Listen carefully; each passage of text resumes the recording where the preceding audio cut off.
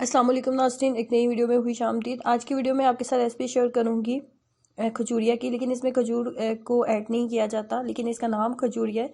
ये बेसिकली मीठी टिक्कियाँ टाइप होते हैं, मीठे बिस्किट टाइप आप इसको कह सकते हो। ये खाने में बहुत ही टेस्टी बनते हैं और इसमें वो तमाम चीज़ें हैं जो कि आपके बच्चों की सेहत के पॉइंट ऑफ व्यू से बहुत ही बेहतरीन है। इसको बनाने के लिए सबसे पहले लेंगे हम 1 कप के करीब सूजी।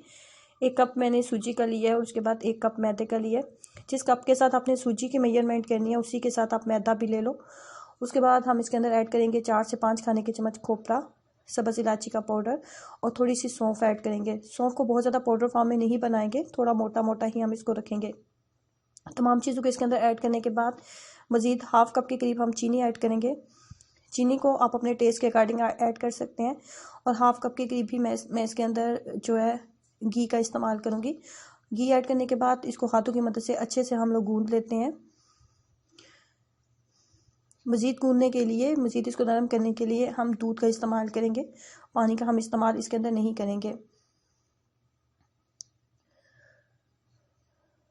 और ना ही बहुत ज़्यादा हम इसको पतला करेंगे। जैसे समोसे वगैरह बनाने के लिए आप आटा गूंदते हैं, बिल्कुल उसी टाइप से हम इस आटे को भी गूंदेंगे। बहुत ज़्यादा पतला हमने इसको नहीं करना। अब थोड़ा थोड़ा दूध ऐड करती जाती हूँ और दूध का इस्तेमाल करते हुए इसको गूंद लेते हैं।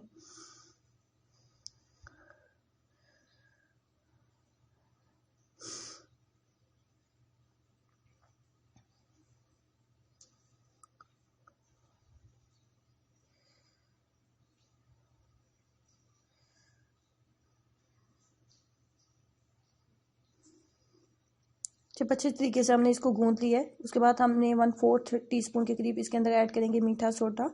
मीठा सोडा ऐड करने के बाद इसके अंदर मज़ीद 2 से 3 खाने के चम्मच सफ़ेद तिल का हम इस्तेमाल करेंगे। तमाम मिक्सचर को हाथों की मदद से अच्छे तरीके से एक दफ़ा फिर गूंद लेते हैं कि सफ़ेद तिल और मीठा सोडा अच्छे तरीके से तमाम मिक्सचर के अंदर ऐड हो जाए।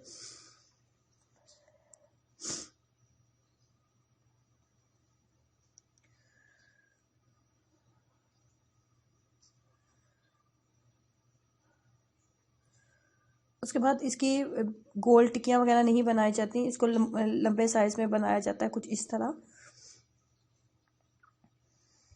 इसकी शेप बिल्कुल इसी टाइप की होती है और इसको कहा जाता है खजूरिया।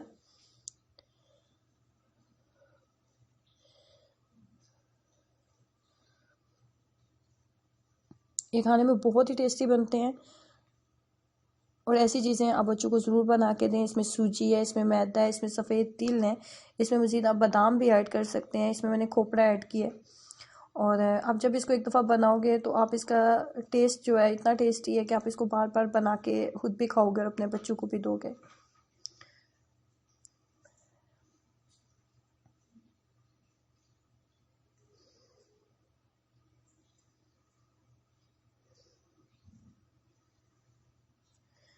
और इसमें आपने एक बात का ख्याल रखना होता है कि जब आपने इसको खजूरिया को आपने तैयार करना है तो आपने इसको ताज़ा आटा आपने इसका गूंदना है और उसके साथ आपने इसको बनाना है। इस आटे को बना के आप मत रखें।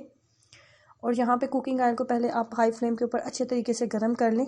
जब एक दफ़ा बहुत अच्छे तरीके से फुल टेम्परेचर इसका हो गया, बहुत अच्छे तरीके से ये गर्म हो चुका है, उसके बाद तमाम खजूरिया इसके अंदर ऐड कर देंगे और उसके बाद फ्लेम को बहुत लो कर दें।